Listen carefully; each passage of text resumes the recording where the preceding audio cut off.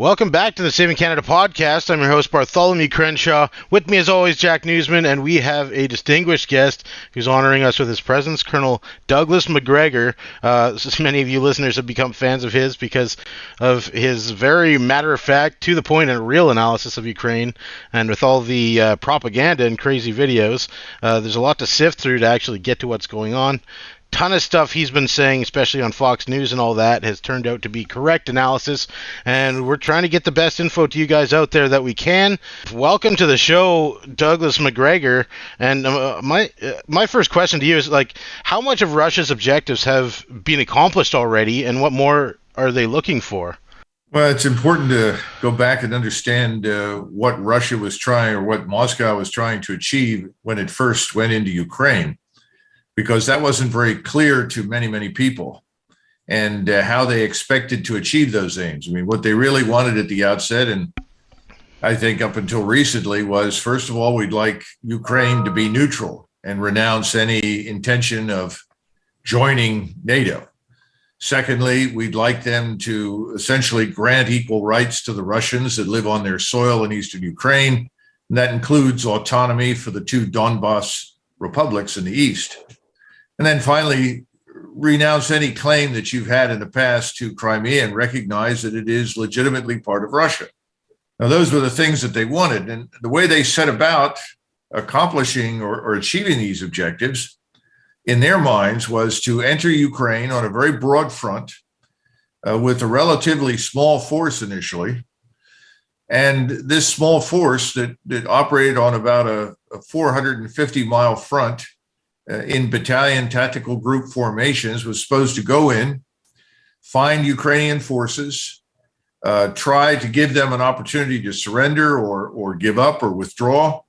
If not, then to fight them, but to otherwise refrain from any use of strike assets that would cause collateral damage in the form of either property damage or kill large numbers of civilians, frankly. They didn't want to kill very many people.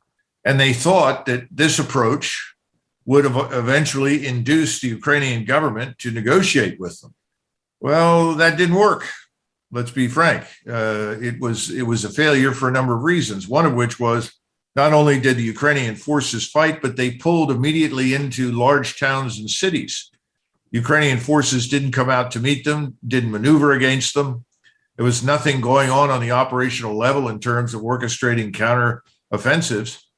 So the Russians were then compelled to surround these towns and cities and begin the process of essentially reducing the enemy inside these built-up areas. Secondly, the Russian population in eastern Ukraine stayed neutral initially. The reason for that was very simple, because the Russians said, look, we're here. Why aren't you working with us? And the answer was, well, you said that once you completed your mission and destroyed the Ukrainian forces, you were going to leave. They said, you know, that's unacceptable. And they said, what do you mean? I said, well, what's the point of helping you? You come in here to help us and then you leave. The Ukrainian secret police shows up after you're gone and shoots all of us and our families in the head, and we're dead. So if you're not going to come in here, liberate us and stay, then forget it. We're not helping you. Well, all of that has changed, obviously, over the last month or so, because the Russians realized the Ukrainians were not negotiating in good faith. They discovered that we, and London in particular, were both urging Zelensky to fight to the last Ukrainian, making promises of all types and kinds and pouring aid and assistance into the place. And essentially, the Ukrainian forces in the east were told to hold whatever they could hold and fight to the bitter end. And that's what I think a large number of Ukrainian troops have done. But now this whole thing has finally collapsed because the Ukrainians never had the mobility, they never had the firepower, they never had the logistical infrastructure to really make the fight in eastern Ukraine against the Russians. And the Russians, of course, finally took the gloves off and discovered that they were going to have to hammer many of these towns and cities beyond the level that they had originally planned for. So now Ukrainian resistance has collapsed. There is, as far as I can tell, no command and control, not that there was much to begin with. And Ukrainian forces are asking, for help, or saying, if you can't help us, since we've been reduced by 60, 70% strength, that means they're down to roughly a quarter or a third of what they were originally, then let us withdraw. Let us get out of here. We can't fight any longer. If we do, we're just going to be annihilated. And apparently there's been no change in the attitude in Kyiv, and they're continuing to tell them to hold. It's a very tragic situation. And I think we're going to discover down the line that tens of thousands of people have been killed unnecessarily in a way that made no sense, that could have been avoided if a negotiated settlement had been treated as genuinely desirable by the West and by the Ukrainian government that allegedly represents its people. I don't really think it does. Yeah, and Zelensky is pretty famous. His name's all over the Panama Papers. It's a very corrupt country. So there's, I've got my suspicions. I think Jack as well. That they can use this Ukraine war. I mean, if it ends suddenly, then they can't keep getting billions of dollars shipped and disappeared in Ukraine. Do you think that's a concern? Well, there's a theory that a lot of money laundering has been going on because, frankly, remember, we're not simply shipping money there, though we have shipped a lot. A lot of the money went to pay the bureaucracy, pay the so-called Ukrainian government, whatever that means. And as you say, it's incredibly corrupt and hardly the pristine liberal democracy that's being portrayed in the West.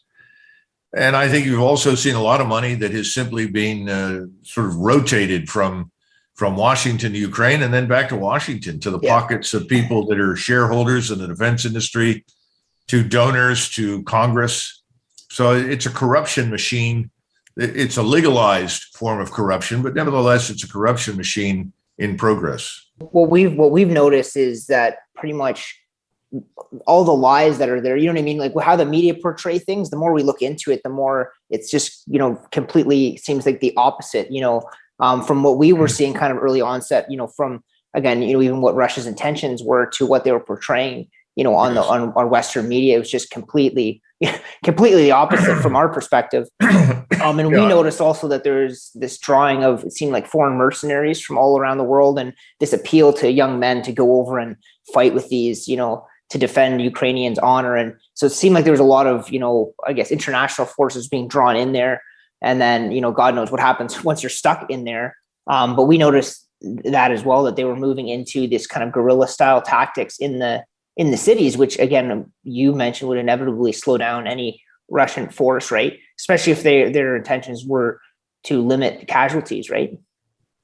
Well, of course. And again, I think the Russian perception and Putin's guidance were both not aligned with the reality that they ultimately confronted. There's something else to keep in mind, and this is the idea that there can be an insurgency, the notion that now we should turn what remains of Ukraine into what people in Washington call Ukrainistan. In other words, make it into some sort of Afghanistan-like fight for the Russians. Well, that's utter nonsense. First of all, most of Ukraine that we're dealing with is rolling open terrain. That's why they talk about the Ukrainian steppe, Ukrainian agricultural belts. These places are not the places where you're going to hide very many people. And the dense forests are up in the north, and the mountains are far, far to the west. So the bottom line is that is not practical. And on top of that, of course, you've got Europeans that live around these places, the people that border Ukraine itself, Poland, Lithuania, Slovakia, Hungary to a lesser extent, and then finally Romania. These states don't want to be drawn into some protracted campaign that will end up with scorched earth to destroy whatever remains. The key right now, though, and this is something else, we continue to ignore the potential for accidents, for problems. Yeah. What happens if a Russian missile strike goes awry? What happens if it lands accidentally just beyond the Polish border or Slovakia or some other place? And this becomes a sort of catalyst for conflict between the United States and its so-called allies in NATO. I don't see any evidence that anybody in NATO is interested in that. We all know the American people are not interested in it. But I think, as you've pointed out previously, we've got a government, you have a government, London does, that seems absolutely determined, for reasons that don't make any sense, to do anything they can to harm Russia. it seems so evident now because, like you said, like all the common sense things don't make any sense. Like us Canadians, we don't want war there for the people that live there. Neither do the people there. Neither do anybody. We also don't want our tax money sending rocket launchers over there for any reason either, right? Because we have our own issues here. So again, I think you're right. It leaves these questions as to, okay, it's quite clear that Trudeau and Biden and these leaders are funneling money and support, and are Trudeau, who calls this trucker movement fascist, is now saying we're supporting democracy in Ukraine, and the contrast is just laughable. I mean, on our show we always pull things up like that just to show how ludicrous it is. But yeah, there's definitely something that stinks about the whole thing, right? Well, the other thing is that historically in Europe, great powers have met to sort out these issues. In other words, come to a solution with which everybody can live, because in most cases, the great powers, certainly after Napoleon, were interested in finding ways of avoiding destructive warfare. I cannot imagine any president of the United States, certainly since World War II, who would not have immediately tried to end the conflict by pushing a ceasefire, holding talks. And I think this is ultimately what Kissinger, whether or not you're a Kissinger fan, I'm not necessarily a Kissinger fan, but Kissinger did say, and I think he was correct, we're going to have to negotiate an end to this thing, and territory is going to have to be changed. And frankly, in this part of the world, I can tell you that borders there over the last several hundred years have changed dozens and dozens of times. So this is not a new phenomenon. But the most important thing is to avoid any escalation or any wider expansion of the war in the region that could ultimately lead, as we all fear, to some sort of nuclear exchange that no one in their right mind could possibly want. Yeah, we've got we've seen tons of videos that they've been using their media propaganda. I mean, Fox News even putting on videos of these guys carrying wooden guns and stuff. I mean, it's almost like it's purposely supposed to be in your face that it's fake. I don't know what they're up to with that. But the United Nations signed a memorandum of understanding with the World Economic Forum that they'd be working together on Agenda 2030, and Russia seems to be a clear opponent of that. And so there's a couple things there that I'm wondering if you have an opinion on, which is that because the United Nations has allied themselves with the World Economic Forum for Agenda 2030, do they see the United Nations needs to work as an arm of NATO to destroy Russia? And could some of these weapons that are being shipped over to Ukraine actually be arming the UN and NATO? You're asking me things that I don't know enough about to answer. The only thing I can say is that for a very long time, the Russians and, of course, now the Chinese and Beijing, I think Iranians, and I would say large numbers of states like India, Brazil, and others look at the United Nations as an extension of this sort of globalist power elite that is driving the train in Europe and in North America and certainly in Ukraine. And I haven't talked very much lately about globalism, but this notion of erasing national borders, effectively eliminating national identity, and promoting this globalist agenda economically, socially, politically, seems to be part of what's going on in Ukraine, because Russia has stood its ground and said, no, we are not going to abandon our national identity. We are not opening our borders to anyone that you want to send in. And we're not going to join these organizations that are going to change our laws, our way of life, our culture.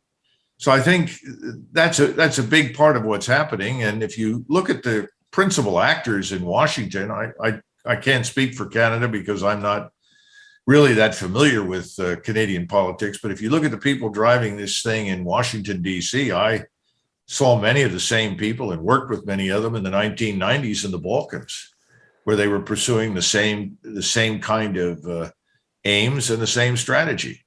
In fact, many of them opened their mouths and said, after we've occupied Yugoslavia and put some new government into Belgrade, because they were going to force everyone in Yugoslavia that just fought each other to tear the thing apart, we're going to force you back together so that you can live in this diversity paradise, which is where you belong. then eventually we're going to spread our quote unquote democratic revolution all the way to Moscow. Well, they're at it again. They seem to think that this is what the world should have. They remind me very much of old hardline Bolshevik communists committed to an internationalist revolution. I mean, we saw that, it seems like, because George Soros tried to get a kind of foothold in Russia, and we've kind of, gone a little bit in depth into exploring that. And, again, this refusal, I guess, of Putin and the Russian people to say, no, yeah, we're all on board for this. And again, just open borders and this ideological idea that, to do away with national sovereignty, I don't think it's going to work. And I think people already are aware of it now and are kind of seeing, maybe the larger hands at play, geopolitically, that, and I think people now, as we're kind of waking up to that, can kind of see that. And I think as people are watching this, situation unfold in Ukraine, I think, certainly lies are being exposed, all the propaganda we were seeing the first few weeks of, the ghost of Kiev and all this, and, all the things that were being exposed. We were having a blast with that. I mean, just showing pictures that were, 10 years old that were being rerun. So, I mean, we're past that, but I think this is just another exposure thing. But I think this is a lot bigger than a lot of people actually understand geopolitically and the ramifications for it, especially with Russia, and China and India and this new Asia Infrastructure Bank, being really pitted against this, Rothschild banking kind of system that we've had as well, right? I mean, that's a pretty big element to this as well, I think. Well, the first red flag that came up for me was that I suddenly realized that all of the retired general officers that I had known when I was on active duty, virtually without exception, were leading cheers for the war to destroy Russia, leading cheers for let's bleed Russia to death. The Russian army is falling apart. Russian troops are deserting. The Russians are incompetent. The Russians don't know what they're doing. And what was interesting about that is that I was simultaneously hearing from my contacts on the ground in that part of the world, and they were reporting something very different, completely different. And for some reason, in addition to that, I began to hear British general officers come on and say similar things. And I used to credit them with a little more circumspection in terms of restraint regarding speech and superlatives. They jumped on the Russian hate train as well. So I knew when there was virtual unanimity across the board, there's something radically wrong with this. This doesn't make any sense because I'm talking to people who are, some of whom are watching it at close range, some of whom are coming out and reporting, some of whom are nearby taking reports, and they're all saying something very different. That no, the Russians are crushing the opponents, but clearly at the opening phase, as I discussed earlier, because of their original intention and underlying assumptions, it was much slower than it was originally expected to be. Mm-hmm. But, I've tried to say to people repeatedly, this is a war Russia can't lose. If we went into Mexico, even if we made every mistake in the book, we would not lose it because Mexico's on our border. That simplifies your logistics problems. It simplifies rapid reinforcement, a whole range of issues that would confront us overseas instantly go away in Mexico. And the same thing was true for the Russians. And there's one other aspect that really, really upsets me. How do all of these people reconcile their unconditional support for whatever this Ukrainian government wants to do with this sort of bizarre National Socialist Nazi craziness in many of these Ukrainian formations, certainly the ones that were in Mariupol and some other areas that were linked unambiguously with war crimes going all the way back to 2014. Why did we ever train these people and tell them to wear that insignia and celebrate that sort of thing? We're not talking about somebody who says, look, I like Germans. That has nothing to do with it. This is sick. And how do you justify supporting that? It doesn't make any sense. Yeah, and Canada actually used the Canadian military to train those guys as well. So it wasn't just CIA; it was actual Canadian military, and we've exposed that here on this show. And I'm glad you brought that up because I wanted to ask you just directly, how bad is Azov Battalion? Like, if it's just one battalion and they're destroyed by Russia, and we don't have to worry about it, and what's the realistic reach of this Nazi resurgence? We know it's big in Ukraine.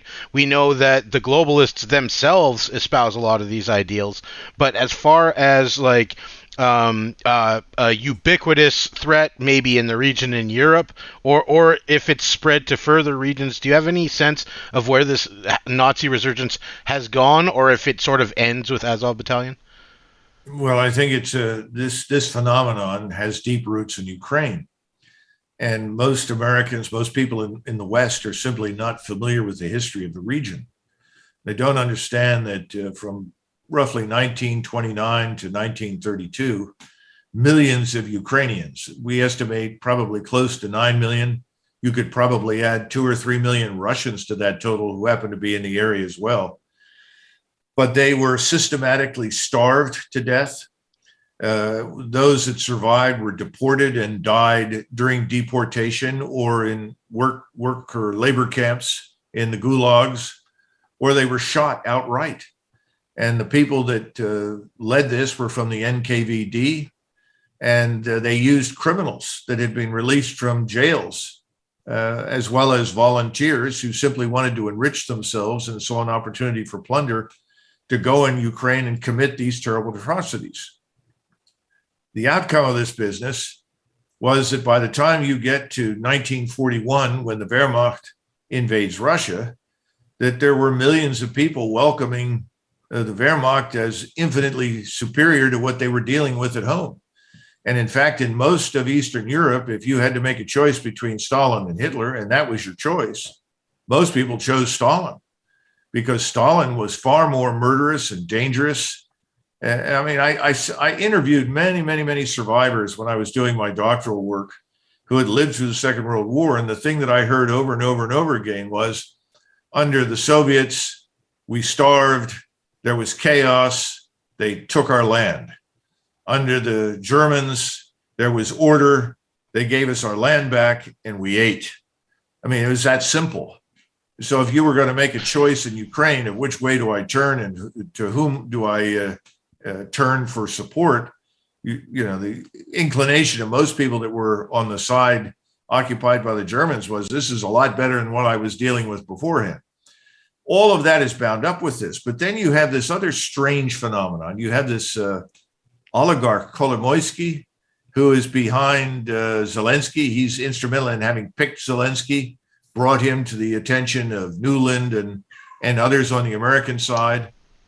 And he seems to have invested very heavily in these Nazi units. And he, of course, is Jewish, which I find incomprehensible as well. So do many of my friends in Israel. But the bottom line is this whole thing is sort of a tragic chapter. We should put that to bed. Instead of resurrecting the Second World War and the horrors of that era, we should be burying those permanently. And we should be encouraging a very different outcome. But it seems to me that we have essentially used these experiences and these memories to mobilize hatred and hostility to Russia. Again, we're back to this issue of Russia, destroy Russia. You know, I certainly was anti-communist, and I was quite prepared as a professional soldier to fight the Soviets. But I had plenty of interaction after the Cold War ended. When I say plenty, I mean periodic interaction with Russians and Ukrainians. And I saw no evidence for any communism or any hatred of the West. I saw no evidence for any interest in going to war with us. And anybody who knows anything about the Russian military establishment knows that it's far too small for any major offensive operation against the West. And if you look at their posture, the way they've organized largely to defend Russia. These enormous, lengthy borders that Russia has. None of the things that are imputed to Russia right now make any sense. It's almost as though it's become evil incarnate. And every nation has its weaknesses, its faults, and its flaws. We all agree with that. But this exaggeration of extremism is really off the charts and makes no sense whatsoever. Yeah, well, do you think so? The United Nations has largely ignored Russia's genuine evidence of all of the reasons that they had to worry about the Ukraine, going right back to Lindsey Graham and John McCain on camera in 2015 or 16, around the end of 2015, I think, going to Ukraine saying they were going to help the Ukrainians invade Russia all the way back then. And so Russia has brought over 200 documents to the United Nations supporting all the stuff going on in the biolabs and the preparations Ukraine was making to attack Russia. And the United Nations has clearly jumped on this same propaganda bandwagon that, like you're saying, the ex-generals and stuff are talking about against Russia. Do you think that by them clearly ignoring the reality of the situation and throwing their hat in with the World Economic Forum and all these NATO leaders, do you think that this could threaten the United Nations' existence in the future for all the countries that see through what they're doing? Like they might leave? Well, it's been, 75 years since the end of the Second World War. We're at the end of a very long period, and the institutions that grew up in the aftermath of the Second World War, this thing that you hear about all the time, the liberal world order or the post-war world order, it's collapsing. It's falling apart. And it's probably appropriate that it should, if for no other reason, because most of the world doesn't want it. We emerged from World War II almost untouched. When I say untouched, I'm talking about our countries, the infrastructure, the industry, the economy. That's why we became the world's great lone superpower for a long time. It wasn't because somehow or another we had outperformed everybody else necessarily, although we have a good record in agriculture and high-end manufacturing and so forth, but it had a lot to do with the fact that everybody else was exhausted. Everybody else was prostrate. Well, the world has recovered. And if you look at the numbers of nations or countries in the world that have declined to participate in the sanctions regime aimed at Russia or China, and for that matter, others, it's really Europe, the United States, and the rest of the world is largely not interested. Even when you go to Japan, the Japanese said, well, we'll go ahead and sign on for your sanctions. However, we're not going to stop importing Russian oil and gas. We're not going to end our joint exploration and development projects with the Russians in the Sea of Japan and in the Kuril Islands. In other words, fine, we'll do what you want to a point. The other thing is the Japanese and the Chinese for a very long time have been doing business in their own currency with each other, not with the dollar. And you're going to see, I think, now a real rebellion against what I would call dollar dominance. In fact, I think it's already begun.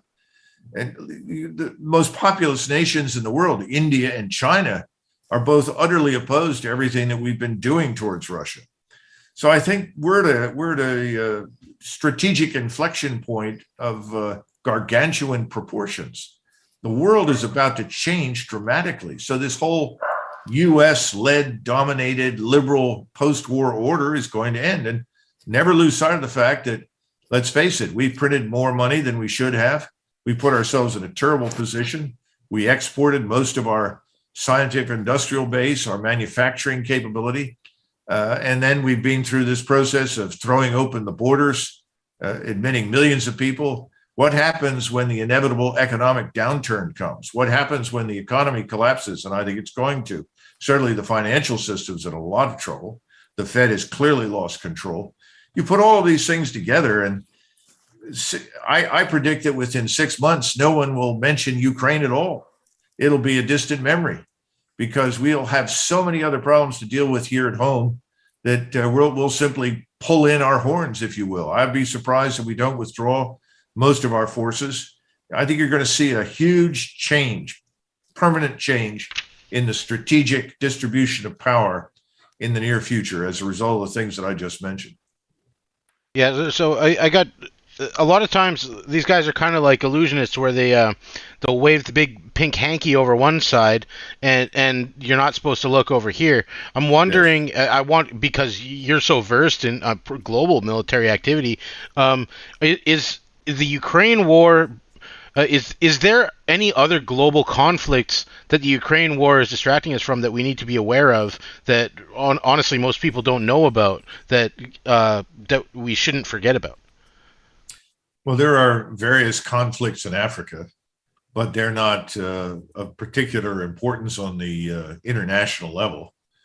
I would say that right now, India, China, Japan, Korea, Southeast Asia, no one in Asia is interested in going to war with anybody. Absolutely not. The only people in Asia talking about war are people in Washington, D.C. We're the ones that keep trying to organize this anti-Chinese alliance. And people in Asia understand China. They understand the threat of Chinese economic imperialism. They've lived with these people for thousands of years. It's not a new problem. They do not see China as this great military threat. And I don't think we should either. But the Chinese feel very threatened by us militarily. And I think you're going to see that will definitely change the calculus in China vis-a-vis the United States, which is unfortunate. Russia is certainly not interested in going to war with anybody. This whole thing in Ukraine was something they felt compelled to do for their own national security. And I think one of you pointed out that the Ukrainians had strategic aims of attacking Russia. Well, I think that's true. We know there was a large buildup of Ukrainian forces across from these Donbas republics. It looked as though there was a plan to attack the two autonomous republics, bring them to heel, and then eventually turn on Crimea, believe it or not. This is sort of insanity, in my judgment as well. And so this sort of Russian intervention was in a way kind of a preemptive strike to deal with the threat they saw metastasizing. And if they didn't attack it, it would eventually catch up with them. And that's even before you begin talking about the potential to place missiles in eastern Ukraine that we would provide that could reach Russian targets that are important to Russia's nuclear deterrence within a few minutes. All of that was unacceptable. Russians made that very clear. And they've been talking about this for decades. But I think on a global level right now, there may be small brush fire conflicts and wars at various points in time, but truthfully, there's no appetite for a major war right now in Europe or the United States or in Asia. There may be in the future trouble between the Turks and Iran, and I think we'll see more instability in that area, but not on the scale that we created through our interventions in Iraq and Syria.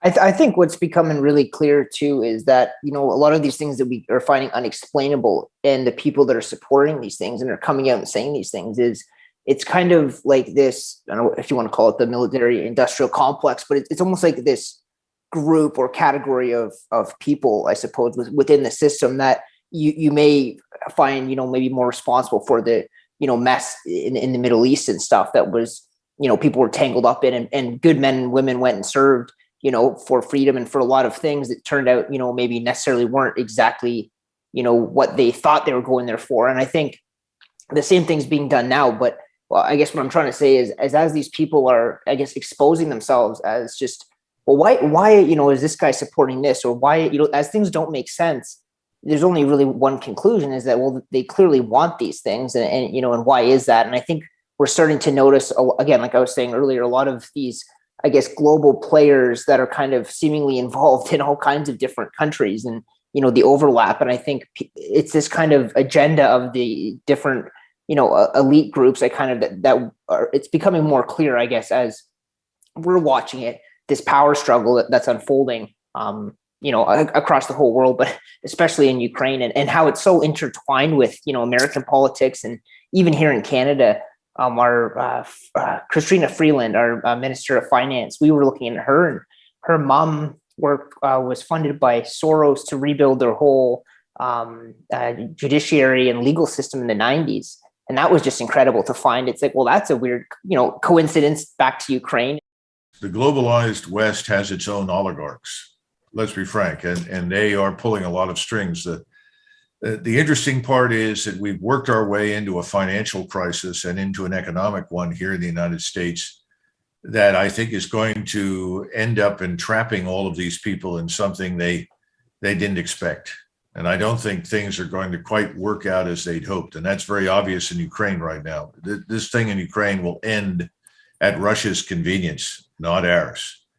And the impact globally of this terrible and pointless and stupid war that has killed far too many people for nothing is going to have far-reaching consequences for the United States. In addition to the stupidity of disturbing the grain exports, mineral exports, metals exports, oil and gas exports, and so forth from Russia, Belarus, and Ukraine, that's one thing.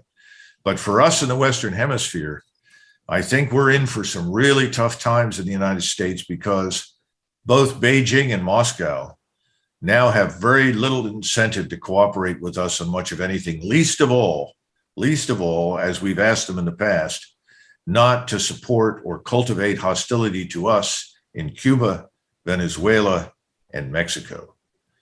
And that is going to rise up, I think, and present serious, serious trouble for the United States in the years ahead.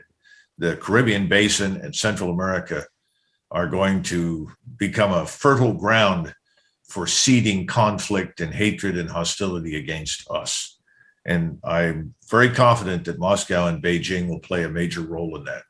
And it didn't have to be that way, but I think it will be now. And I think with the leadership, again, in the United States and even here in Canada, it's as they continue to perpetuate, what the situation that's going on in Ukraine, the longer that our economies are getting devastated, and the longer that, we're going to suffer as, the people that actually live here, right? And it's, again, it seems, at least in my own opinion, is that it's the will of these, kind of elitist groups, it's what they want. It's not actually what's best for our country or your country. And again, and it seems like they have a bone to pick with Russia. And I think that's, again, it comes down to just this money and infrastructure and,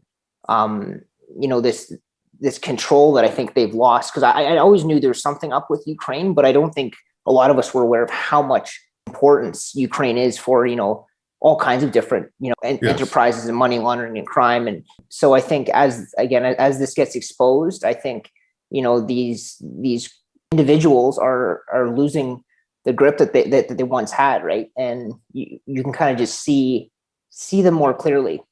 Yeah, I just wanted to add to that because, Jack took the words right out of my mouth, but that it seems just after the stuff that you told us about that a lot of this is that, Russia, China, and India have been mobilizing against the global financial system that these guys were trying to set up, and now they're using fear of war to get all of us to defend their global financial system through Ukraine to attack Russia. But Russia and China seem like civilizational countries that want their sphere of influence and don't really have the capability of being a major threat to try to take over the world per se. Or want to. It doesn't seem like they want to. And actually, that's a good thing you mentioned there, Bart, is I think this is what I wanted to mention. I wanted to get your opinion. Is it seemed that like the war that these globalists want, or whomever is behind this media narrative that, Russia is the enemy, like whoever that is, that's up for debate. Doesn't matter. There's clearly somebody paying for that to have all that pushed out, right? So, they wanted the war kind of between the West and Russia, which is what they've been, building for years. And it looks like it's, Russia versus criminal organizations and threats to them, which it seems like is intertwined with this globalist elite. So it's like the war that they wanted, which was, this West versus Russia. I think we can kind of see right through that is that, no, that's not what they're doing. That's not what they're saying they're doing. That's not what it looks like on the ground. I'm sure that you've heard the question that was raised and directed at the President Biden, that is, saying, are you prepared to intervene to defend Taiwan against a Chinese attack? Yeah, the blunder. And he said, yes, we would go to war to do that effectively, which is lunacy. There's a complete failure to understand several things about China. First of all, there are 1.4 billion people living there. Most of them live within 300 to 500 miles of the Pacific Ocean. So what you hear people in much of Asia refer to China as the Chinese banana, because everybody lives right along that coast. The interior is filled almost not at all with people. And the people that you find in the interior in many cases are not really Han Chinese. They're Mongolian, Turkic, and so forth. So that's the first problem. You've got this man Xi who wakes up every morning and has to manage this 1.4 billion person nation and economy. Secondly, he's got to provide them with security, the perception that they can live, eat, sleep securely, and he can protect them from external enemies, and they can enrich themselves and live the good life. China's economy is in a lot of trouble at the moment, probably at least as much as our own, maybe more. It depends upon whom you want to talk to. But if you look at their economy and their supposed 8% growth rate, you start chipping away at this facade and you see, my gosh, there are millions and millions of people that are no longer employed. The idea of several hundred million people who can't find work is a real danger to political, social stability in that country. The Chinese leadership lives to protect the country from that kind of chaos. And then finally, you have us sitting on the outside threatening to do terrible things. But in Taiwan, there are two parties. One party is pro Beijing. That is the old KMT party of Chiang Kai-shek, which for a long time has said, look, we should reunify with China. China is no longer a communist state. By the way, it isn't. We keep emphasizing communist party, but it's really much closer to a Mussolini-style Italian fascist state structure. It's a form of state-controlled capitalism. This structure is actually pretty fragile at the moment, but it's certainly not the kind of thing that people in Taiwan are afraid of. In fact, if you brought Chinese from the mainland, Chinese from Taiwan together, and asked them both, what do you really want? How would you like to live? I think you would find that the overwhelming majority would point to Singapore, which is a fascist state, by the way, if you've ever visited it. It's not the kind of place where most Americans would want to live. You can go to jail for spitting gum out on the ground in Singapore, right? Yeah. But it's ideal for the Chinese. They love that order, that certainty, that security. Everyone can make as much money as they want to. No one's going to interfere with them in the pursuit of that goal. It is a Confucian state, not perhaps as much as China, but pretty close. The bottom line, that's really what they want. Now, back to Taiwan. Let's set aside the one party, KMT. Then there's another party. It's pro-Japanese because the Japanese ruled Taiwan for decades. So there aren't ill feelings in Taiwan towards Japan the way there are in China. In fact, Taiwan was the unsinkable aircraft carrier for the Imperial Japanese Navy, and it was the staging point for virtually all of the Japanese invasions of China. And Taiwan's economy, much like the economy of South Korea, they're both extensions, for all intents and purpose, of the Japanese economy. So now, what is going on in Taiwan? These two parties jockey for power. One says they want to reunify, the other says no. The elections are decided within a few points of each other. But the bottom line is that Taiwan is a powerhouse. It has high-end microcircuitry manufacturing, microchip manufacturing. It's so important to China, Japan, Korea, and even to us. No one in their right mind is going to destroy it. So the idea that China is going to launch this major war to try and destroy Taiwan, which they really don't want to destroy, is ludicrous. It's just not there. And the other thing people forget, you're crossing 100 miles of water. Look at the trouble the Germans had with the English Channel. Now magnify that dramatically. It's much worse trying to cross open ocean from China to Taiwan. This is not an imminent threat, yet everyone in Washington is convinced it's imminent. We have to prepare for it. And of course, that justifies in their minds enormous amounts of money going in to build a World War II style surface fleet, which is the last thing we need anymore, and which makes no technological sense in this age, because virtually anything that floats can be targeted and neutralized without much difficulty. So the bottom line is, if you really want to understand what's happening, you've got to follow the money trail in Washington, D.C., and separate that from whatever the rhetoric is. But take this China-Taiwan dynamic and step back from it, look at it objectively, and the evidence for the horror story that obviously President Biden is preaching and others are preaching, it's just not there. But having said that, making that very imprudent statement, Biden has signaled to the Chinese that we are an existential threat to China.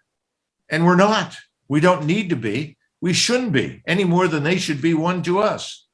But this is where we are now. We have poisoned Moscow, poisoned Beijing. We've poisoned many other countries against us. There are many around the world watching in utter disbelief at our behavior. I keep wondering, how much longer will the Germans, the Italians, the French, the Spaniards put up with this? At some point, they must see that the policies we are imposing on them are promoting conflict and crisis that they don't need in their lives. Yeah, the evidence we're seeing is that the stomach of the public has already turned on the people who are in power making the decisions. There's not a lot of support in the United States for all the stuff that Joe Biden's up to. NATO is throwing around a lot of threats, and I think in the United States, a lot of people are talking about this. I think most countries recognize that this is the case, and with the Sweden-Finland thing going on about joining NATO, American voters are realizing, and here in Canada, I mean, I think it's also a fact that that NATO is basically looting the United States economy for their own defense. But the entire strength of NATO is also dependent on the strength of the United States military, with almost nobody else factoring in materially. So my question to you is, how much has the Joe Biden presidency weakened the U.S. military? Like, where's it actually at? We know Donald Trump actually built it up, but has Joe Biden significantly diminished the United States military and its capabilities? Well, let's go back to the NATO bit, because something very entertaining occurred here in Washington, D.C. last week. The Swedish ambassador, she's a very lovely person, said that the Swedes were happy to join NATO because they've been investing 4% of their gross national product in the Swedish military. And if they join NATO, they can cut that in half and only invest 2%. Right. In other words, they can join the other military dependencies on the continent, the other states that have decided to mortgage their security and their future to the promise of American military protection. The Finns, who are wonderful people, and I also like the Swedes very much. The president of Finland, when he said, yes, we're going to join NATO, and that's because you, Mr. Putin, invaded another sovereign country. You know, I think he's mischaracterizing that, but nevertheless, he said that, and he said, then he was asked, well, are you afraid of the Russians? He said, no. Are you worried about a Russian threat or threat of invasion? No. The truth is that people in Europe know the Russians aren't invading Western Europe. That's a lot of nonsense. There's no interest in that. Putin has no interest in that. Putin wants to do business, and that's going to fall apart. But this question of the Europeans' dependence on us and how much longer that goes on, I think as we become more strapped for cash, frankly, we'll be less able to do what we've done in the past, and there will be a greater awareness that they cannot just mortgage their freedom and their security to us in perpetuity. Now, when it comes to the U.S. military, I think the U.S. military has been in serious decline since 1991. Desert Storm was kind of a peak in American military power, and then we set about dismantling it very rapidly. Now, that doesn't mean that we didn't spend on it, but spending money on elaborate or luxurious weapon systems, increasing the numbers of headquarters and general officers, buying platforms that are versions of what you had before that are simply more expensive with more exotic bells and whistles, those things don't necessarily produce real military power. So we've been, in my judgment, on the downslide for many years, and the last 20 years it simply accelerated the process because we had to shift away from the normal focus of true warfighting, if you will, true combat operations, in favor of combating insurgencies in wars of occupation of peoples that didn't want us in their country. And that sapped our strength. And then we have engaged in all of these social engineering programs involving women and now different kinds of people with different sexual preferences, and add to that this new enthusiasm for dividing people on the basis of race, which many of us worked very, very hard for decades to overcome. And I think our armed forces are demoralized and in poor condition. But bear in mind, the people that are at the top of the military establishment now are products of the last 30 years of selections. And the left has controlled the government even through the years of George Bush. Anybody who thinks that George W. Bush was some sort of right-wing conservative is a lunatic. There wasn't much difference between the Bush presidency, the Clinton presidency, not much difference from Bush to Obama. Yep. The disruptor was Donald Trump. Yeah. And Donald Trump came in. He was a real estate man. He had a lot of business experience, knew nothing about Washington. And it caught up with him because he never understood the need to completely clear out the bureaucracy and to bring in fresh people, fresh blood. In fact, it's gotten so bad in Washington, if they say, oh, well, we really like Joe or Jane, they're great people, and that's exactly the person you want, you probably ought to run like hell to get away from them. Yeah. Because they're exactly the wrong people, because that means they've signed on for this corruption. Yeah. It seems like everything's that way, even with the medical advice they give out. It's like, I feel like I should be doing the opposite at this point with the track record of, that's a whole nother thing to get into. But I think it's really exposing, though, these people that are, I guess, using our systems of democracy and that maybe have infiltrated them, over the last 20 years. It's really exposing them for who they are. It's exposing who these people are that have, made a fortune off of crashing our economy, multiple times. And the people that, make money off of, pushing credit debt. And it all seems to be the same people when you follow the money, right? And I think they're really losing a grip on, I think as people are aware of who they are, it's like this veil is lifted. Like they've lost this anonymity, like yes. Where people, you don't know who they are. So, they've always kind of been in the background. But a lot of these problems that we're experiencing, even this so-called food shortage crisis, it's like, our Ontario premier, he shut down 36 trucking companies because of the trucker convoy thing, in a matter of a week. And it's like, well, that's not going to help this food shortage thing. So, it's just so clear who's working for, this globalist or this agenda, whatever it is. It's clearly not for the people or for what, the majority I feel actually want. But I think it's just becoming so clear now, the longer these things are drawn out. You were talking about Trudeau, and a friend of mine reminded me of something about Prime Minister Gordon Brown in Great Britain. They had a clip that I think you can probably still find it on the internet, although, that's iffy these days, given the way the left polices the internet. But nevertheless, he was speaking, he was running for re-election, I guess.